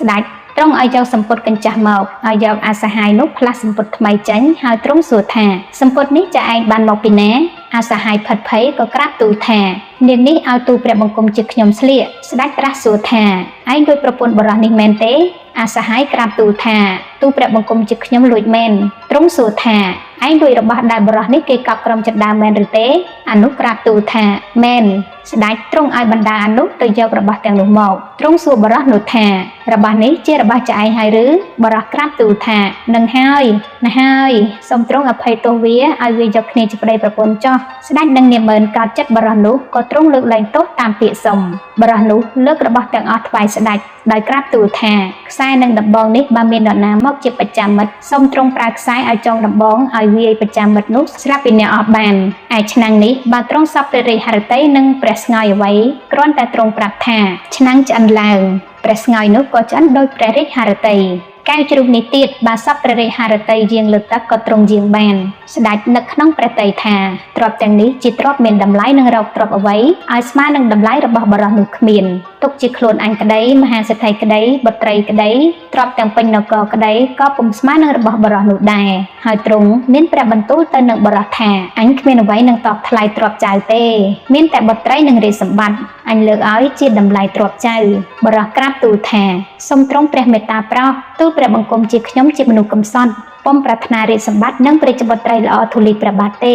បាទទ្រង់ព្រះមេត្តាប្រោសសូមរាជទានតែកំបិតបន្ទោះមួយចុះស្ដេចទ្រង់ជ្រាបដូច្នោះទ្រង់មានព្រះបន្ទូលឲ្យជាងយកដៃ10ហាបទៅសិតធ្វើកំបិតបន្ទោះមួយកំបិតបន្ទោះនោះយកក្តារដាក់ត្រួត7ជាន់គ្រាន់តែឱកាសក៏ដាច់មិនដឹងខ្លួនទ្រង់ឲ្យធ្វើស្រោមដាក់ហើយទ្រង់ព្រះរាជទានទៅបរោះនោះដោយហេតុស្ដេចព្រះរាជទានព្រះរាជបុត្រីនិងរាជសម្បត្តិបរោះនោះមិនយកទៅយកឯកំបិតបន្ទោះដងមួយបានជាអ្នកស្រុកគេសន្មតហៅថាចៅកំបិតបន្ទោះដងមួយតាមហេតុនោះចៅកំបិតបន្ទោះនោះដើរទៅដល់នគរមួយទៀតក៏ទៅសុំស្នាក់នៅផ្ទះមហាសេដ្ឋីមួយសេដ្ឋីនោះមានកូនស្រីមួយគ្មានកូនប្រុសកាលបើឃើញចៅកំបិតបន្ទោះដងមួយមកសុំសំណាក់ដូច្នោះក៏មានចិត្តអាណិតស្រឡាញ់ឲ្យនៅធ្វើជាកូនចៅកំបិតបន្ទោះដងមួយតាំងពីបានមហាសេដ្ឋីធ្វើឪពុកថ្ងៃណាក៏ថែទាំរក្សាទ្រព្យរបស់ដាស់តឿនខ្ញុំកំដរឲ្យធ្វើការរកស៊ីមិនឲ្យមហាសេដ្ឋីព្រួយចិត្តឡើយមហាសេដ្ឋីក៏មានចិត្តអាណិតស្រឡាញ់ចៅកំបិតបន្ទោះដងមួយលើសកូនបង្កើតជួនជាពេលនោះស្ដេចទ្រង់ចង់ពិសោធន៍រកនាម៉ឺនមានប្រាជ្ញា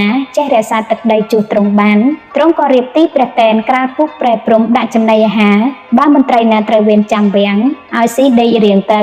អស់នាម៉ឺនក៏ទៅបរិភោគចំណីនោះហើយដេកនៅទីព្រះតែននោះស្ដេចទ្រង់លបចេញមកតតឃើញដីពុំភ្ញាក់ក៏ទ្រង់ឲ្យដាស់ឡើងចាប់យកទៅកាប់ចោលតែត្រូវនាម៉ឺនណាដេកវេននាម៉ឺននោះស្លាប់ដល់វេនសេដ្ឋីក៏ឲ្យប្រពន្ធរៀបចំធ្វើបន់ខ្លួនដោយនឹកថាតែទៅដេកវេនហើយមិនដែលនរណារស់មួយទេអស់ប្រពន្ធកូនបងប្អូនញាតិសន្តានខ្ញុំកំដរយំត្រហឹងអើងកងសេដ្ឋីដេកសន្ធឹងសន្ធៃអាហារចំណីក៏ពុំបរិភោគចៅកំបិតបន្ទោះដងមួយឬគេយំរាល់គ្នាក៏ទៅសួរមហាសេដ្ឋីជាឪពុកថាលោកឪពុកហេតុម៉េចបានជាយំត្រហឹងអើងកងហើយលោកឪពុកសម្រានសន្ធឹងសន្ធៃអាហារចំណីក៏មិនពិសានដូច្នេះតើមានការអ្វីសូមលោកឪពុកប្រាប់ខ្ញុំឲ្យបានដឹងផងមហាសេដ្ឋីឬចៅកំបិតបន្ទោះដងមួយសួរដូច្នោះក៏ប្រាប់កូនថា កូនអើយឪពុកបានអ្នកមកធ្វើកូនថ្ងៃណាឪពុកគ្មានទាស់ចិត្តទេឪពុកនឹកថានឹងបាននៅរក្សាអ្នកនិងទំនុកបំរុងអ្នកឲ្យស្នងឪពុកឥឡូវឪពុកស្លាប់ល្ងាចនេះហើយត្បិតស្ដេចឲ្យទៅដេកចាំវាំងតែនាម៉ឺនណាទៅដេកមុខជាស្លាប់ពុំខានឡើយបើអត់ពីឪពុកទៅកូននៅត្រូវអ្នករក្សាម្ដាយនិងប្អូនស្រីផងអាចចៅកំបិតបន្ទោះដងមួយឬឪពុកនិយាយប្រាប់ដូច្នោះក៏ជម្រាបឪពុកថាសូមលើឪពុកក្រោកឡើងពីសាក្រយ៉ាចោះការដេកចាំវាំងលោកឪពុកកុំថប់ទុកងារឲ្យខ្ញុំទៅសុំដេកស្លាប់ជួសលោកឪពុកមហាសេដ្ឋីថាណ៎ហើយកូនខ្លួនអ្នកនៅក្មេងខ្លួនឪពុកចាស់ហើយក៏ល្មមស្លាប់ដែរចៅកំបិតបន្ទោះដងមួយជម្រាបមហាសេដ្ឋីជាឪពុកថាការទៅដេកចាំវាំងនេះបើនរណាទៅដេកមិនដឹងកលក៏ស្លាប់បើដឹងកលមិនស្លាប់ទេឯនាម៉ឺនទាំងអស់ដែលស្លាប់នោះសុទ្ធតែគ្មានដឹងកលមានតែខ្ញុំទើបដឹងកលស្ដេចមហាសេដ្ឋីលើចៅកំបិតបន្ទោះនិយាយដូច្នោះក៏ក្រោកឡើងបរិភោគបាយងូតទឹកលុះដល់ល្ងាចចៅកំបិតបន្ទោះដងមួយក៏កាន់កំបិតបន្ទោះចុះដើរទៅលុះដល់វាំងអស់ពួកព្រះក្រាលប្រគល់របស់ដែលរៀបបំរុងនោះឲ្យទៅចៅកំបិតបន្ទោះដងមួយចៅកំបិតបន្ទោះដងមួយនឹកថាស្ដេចនេះទ្រង់សពព្រះរាជហឫទ័យរើសរកនាម៉ឺនណាមានកំណត់ល្អអាចរក្សាទឹកដីបានជាទ្រង់ពិសាទយ៉ាងនេះចៅកំបិតបន្ទោះដងមួយពុំដីសោះថយទៅអង្គុយចម្ងាយពីព្យាមពីទីនោះលោកអាត្រាតស្ងាត់ស្ដេចខ្លែងព្រះអង្គចេញមកចៅកំបិតបន្ទោះឃើញស្គាល់ជាស្ដេចក៏សំងំពួនបំបាំងនៅសសរស្ដេចយាងមកដល់ទ្រង់តតឃើញចំណីនៅដដែលក៏ទ្រង់ព្រះសន្ធិដ្ឋក្បែរសសរចៅកំបិតបន្ទោះដងមួយស្រែកថាពះកាប់អាចោមកពីណាមកកត់លួចទ្រព្យរបស់ស្ដេចភ្ញាក់ព្រឺតហើយទ្រង់រត់ទៅចៅកំបិតបន្ទោះក៏ស្ទុះរត់ចេញបណ្ដោយស្ដេចទ្រង់កិច្ចនឹងសសរចុះព្រះរាជរោងចៅកំបិតបន្ទោះធ្វើជាកាប់ផុតមិនឲ្យត្រូវតែសសរចុងព្រះរាជរោងស្ដេចទ្រង់កិច្ចពីសសរមួយទៅសសរមួយគ្រប់តែសសរចៅកំបិតបន្ទោះកាប់បង្ខុសពីស្ដេចឲ្យត្រូវសសរស្រាប់តែសសរចុងព្រះរាជរោងដោយមិនដឹងថាដាច់ឡើយក៏តែស្ដេចស្រែកថាអញទេអញជាស្ដេចទេទៅចៅកំបិតបន្ទោះដងមួយលែងដេញស្ដេចក៏ចូលទៅក្នុងព្រះរាជដំណាក់ចៅកំបិតបន្ទោះក៏វិលមកកន្លែងដដែលលុះព្រឹកឡើងចៅកំបិតបន្ទោះទៅដល់ផ្ទះមានខ្យល់បក់មកឯក្រោយក៏រលំចុងព្រះរាជរោងទាំងអស់ស្ដេចទ្រង់ឲ្យសួរថាវេនណាដេកចាំវាំងយប់មិញអាមាត្យក្រាបទូលថាត្រូវវេនមហាសេដ្ឋីស្ដេចទ្រង់ឲ្យអាមាត្យទៅសួរមហាសេដ្ឋីថាលោកអ្នកណាដេកចាំវាំងយប់មិញមហាសេដ្ឋីប្រាប់ថាកូនខ្ញុំអាមាត្យថាឥឡូវសត្រូវកាប់ចុងព្រះរាជរោងរលំអស់បានជាស្ដេចទ្រង់ឲ្យហៅលោកទៅមហាសេដ្ឋីលើអាមាត្យប្រាប់ដូច្នោះក៏ផិតភ័យនឹកថាកូនអើយសុំខ្លួនទៅដេកចាំវាំងជួឪពុកនឹកថាឲ្យបានសេចក្តីសុខឥឡូវមិនដេចក៏ឲ្យសត្រូវចូលកាប់ចុងព្រះរាជរោងបានមហាសេដ្ឋីក៏បារម្ភខ្លួនក្រែងស្លាប់លុះដើរទៅដល់ទីចុងព្រះរាជរោងឃើញចុងព្រះរាជរោងរលំអស់ក៏រត់តែភ័យជាថ្មីទៀតអាមាត្យនាំមហាសេដ្ឋីទៅដល់ស្ដេចទ្រង់សួរថាមហាសេដ្ឋីត្រូវវេនអ្នកឬអ្នកណាយប់មិញមហាសេដ្ឋីក្រាបទូលថាត្រូវវេនទូព្រះបង្គំជាខ្ញុំស្ដេចមានព្រះបន្ទូលថានរណាដេកចាំវាំងសេដ្ឋីទូលថាកូនទូព្រះបង្គំជាខ្ញុំទទួលព្រះរាជទានដំណេកចាំវាំងទ្រង់មានព្រះបន្ទូលថាមហាសេដ្ឋីអ្នកមានកូនប្រុសពីកាលណាក្រែងអ្នកមានតែកូនស្រីទេឬមហាសេដ្ឋីក្រាបទូលថាសូមទ្រង់ព្រះមេត្តាប្រោសកូនរបស់ទូព្រះបង្គំជាខ្ញុំនេះកំព្រាមិនដឹងជាមកពីណាទូព្រះបង្គំជាខ្ញុំឃើញកំព្រាក៏សុំជាកូនត្បិតគ្មានកូនប្រុសស្ដេចមានព្រះបន្ទូលថាបាទដូច្នោះឲ្យទៅហៅមកអាមាត្យក៏រត់ទៅហៅចៅកំបិតបន្ទោះដងមួយមហាសេដ្ឋីរត់តែភ័យនឹកថាកូនអើយសំស្រាប់ជាមើលឪពុកថ្ងៃនេះជាប្រកាសពំលែងអាមាត្យដែលទៅហៅចៅកំបិតបន្ទោះលុះទៅដល់ប្រាប់ប្រពន្ធមហាសេដ្ឋីថាអ្នកស្រីស្ដេចទ្រង់ឲ្យហៅកូនប្រុសអ្នកនាងជាប្រពន្ធមហាសេដ្ឋីថាអ្នកអាមាត្យអើយឥឡូវវាដេកទៅហើយព្រោះយប់មិញក៏ដេកចាំវាំងអត់ងងុយទល់ព្រឹកអាមាត្យថាទេអ្នកបើទុកជាអត់ងងុយយ៉ាងណាក៏ដាស់ឡើងត្បិតស្ដេចទ្រង់ហៅប្រញាប់ប្រពន្ធមហាសេដ្ឋីប្រណីកូនមិនហ៊ានដាស់បញ្ជូនកូនស្រីឲ្យទៅដាស់ថានាងឯងទៅដាស់បងឡើងឯនាងកូនស្រីប្រកែកថាទេម៉ែខ្ញុំមិនហ៊ានទៅដាស់ទេព្រោះគាត់ទៅនៅសម្រានអបាញ់មិញចៅកំបិតបន្ទោះលើគេមាត់ក៏រលឹកឡើងចេញទៅក្រៅម្ដាយឃើញកូនរលឹកប្រាប់កូនថាកូនស្ដេចទ្រង់ហៅកូនទៅឥឡូវរាជបម្រើគេអង្គុយតែចាំចៅកំបិតបន្ទោះក៏លុបមុខសិតសក់ឆ្លុះកញ្ចក់ស្លៀកសំពត់ចុះទៅជាមួយអាមាត្យទៅដល់ស្ដេចមានព្រះបន្ទូលសួរថានឹងហើយឬកូនអ្នកឯងមហាសេដ្ឋីទូលថាសូមទ្រង់ព្រះមេត្តាប្រោសនឹងហើយកូនទូព្រះបង្គំជាខ្ញុំស្ដេចទ្រង់សួរថានរណាដេកចាំវាំងយប់មិញចៅកំបិតបន្ទោះដងមួយក្រាបបង្គំទូលថាទូព្រះបង្គំជាខ្ញុំទទួលព្រះរាជទានដំណេកយប់មិញស្ដេចទ្រង់ព្រះសម្ដាប់ហើយទ្រង់មានព្រះបន្ទូលទៅនឹងមហាសេដ្ឋីថា មហាសេដ្ឋីការដែលដាច់រលំព្រះរាជរោងអញអស់នេះអញពុំមានចិត្តខឹងទេធ្វើឡើងជាថ្មីទៀតបានតែរើសរកមនុស្សដោយកូនអ្នកនេះមិនបានទេនេះហើយទៅហៅថាមនុស្សពេញលក្ខណៈហើយទ្រង់សួរថាចៅឯងឈ្មោះអ្វីចៅកំបិតបន្ទោះដងមួយក្រាបទូលថាទូលព្រះបង្គំជាខ្ញុំឈ្មោះចៅកំបិតបន្ទោះដងមួយស្ដេចមានព្រះបន្ទូលថាចៅកំបិតបន្ទោះយប់មិញដែលឯងដេញកាប់អញនោះតើកាប់នឹងអ្វីចៅកំបិតបន្ទោះដងមួយក្រាបទូលថាទូលព្រះបង្គំកាប់នឹងកំបិតបន្ទោះដងមួយទ្រង់មានព្រះបន្ទូលថាចៅឯងយកកំបិតបន្ទោះនោះមកមើលបើថាចៅឯងកាប់នឹងកំបិតបន្ទោះនោះមែនចៅកំបិតបន្ទោះដងមួយទូលថាសូមទ្រង់ព្រះមេត្តាប្រោសបើទ្រង់ចង់ជ្រាបថាកំបិតបន្ទោះនេះមុតឬមិនមុតទ្រង់ឲ្យយកក្តារមកដាក់ត្រួតគ្នា7ជាន់ទូលព្រះបង្គំគ្រាន់តែអស់ថ្វាយតតស្ដេចពុំជឿទ្រង់បង្គាប់អាមាត្យឲ្យយកក្តារមកដាក់ត្រួតគ្នា7ជាន់ហើយទ្រង់ឲ្យចៅកំបិតបន្ទោះដងមួយយកកំបិតបន្ទោះទៅអស់ដើម្បីទ្រង់តតចៅកំបិតបន្ទោះដងមួយក៏យកកំបិតបន្ទោះទៅអស់កាត់ទៅតឹងរួចស្ដេចទ្រង់សួរថាដាច់ហើយឬនៅចៅកំបិតបន្ទោះដងមួយក្រាបទូលថាដាច់ហើយស្ដេចមានព្រះបន្ទូលថាបើដាច់ហើយម្ដេចក៏គ្មានស្នាមចៅកំបិតបន្ទោះដងមួយក្រាបទូលទៀតថាសូមទ្រង់ព្រះមេត្តាប្រោសបើទ្រង់ពុំជឿឲ្យមនុស្សទាញចង់ទាញដើមមើលទើបទ្រង់ជ្រាបថាដាច់ឬមិនដាច់ស្ដេចលើចៅកំបិតបន្ទោះដងមួយក្រាបទូលដូច្នោះទ្រង់ឲ្យអាមាត្យចាប់ទាញចង់ដើមឃើញដាច់ចេញពីគ្នាដោយគេកាត់ការទ្រង់តោតឃើញក្តារដាច់ចេញពីគ្នាដូច្នោះទើបទ្រង់ភ័យជាក្រោយដែលទ្រង់នៅក្នុងព្រះទ័យថាយប់មិញបើប្រសិនជាចៅកំបិតបន្ទោះដងមួយវាកាប់ត្រូវអញសំអញស្លាប់bằngអាសាគ្មាននរណាសមសោះនេះហេតុតែបុណ្យអញមានបានជាមិនស្លាប់ព្រះមហាក្សត្រទ្រង់តតយល់ដូច្នោះហើយទ្រង់មានព្រះបន្ទូលប្រាប់មហាសេដ្ឋីថាកូនអ្នកនេះទៅជាមនុស្សចេះរក្សាទឹកដីមែនអាចធ្វើជាមន្ត្រីរក្សាស្ដេចបានមន្ត្រីអញទាំងអស់ដែលស្លាប់ទៅនោះគ្មាននរណាមួយចេះដឹងខុសត្រូវរក្សាទឹកដីរក្សាស្ដេចបានទេទីកន្លែងអញវិហារដេកចំណីអញវិហារស៊ីបើចំណីនិងដំណេកអញវិហារធ្វើយ៉ាងនេះទៅហើយបើប្រសិនជាអញមិននៅមើលទៅចិត្តនាម៉ឺនដែលអញសម្លាប់នេះប្រហែលជាវិហារឡើងដេកនឹងប្រពន្ធកូនអញមិនលែងឡើយហើយទ្រង់បង្គាប់មហាសេដ្ឋីថាមហាសេដ្ឋីកូនស្រីរបស់អ្នកត្រូវអ្នករៀបចំគុំឲ្យជាប្រពន្ធចៅកំបិតបន្ទោះដងមួយទៅហើយមហាសេដ្ឋីនិងចៅកំបិតបន្ទោះដងមួយក៏ថ្វាយបង្គំលាស្ដេចមកផ្ទះវិញមហាសេដ្ឋីក៏ឲ្យរៀបធ្វើរោងផ្កាស្លាដើម្បីរៀបការកូនស្រីផ្សំគុំនឹងចៅកំបិតបន្ទោះដងមួយនោះហើយមហាសេដ្ឋីអញ្ជើញអស់អ្នកមុខអ្នកការអុកញ៉ាពញាព្រះជំទាវខុនណាងញាតិសាច់ចិត្តខាងមកពិសាការដល់បានរឹកពីវេលាល្អក៏រៀបពិធីមង្គលការចុងដៃឲ្យបជ័យសួស្ដីផ្សំចៅកំបិតបន្ទោះដងមួយនឹងកូនស្រីជាប្តីប្រពន្ធស្រេចបរិបូរជាសុខសប្បាយទៅឯចៅកំបិតបន្ទោះលោកមានប្រពន្ធកាលណាពុំមានខ្ជិលច្រអូសឡើយតែងតែទៅគាល់ស្ដេចតែសប្តាហ៍ថ្ងៃរៀងទៅ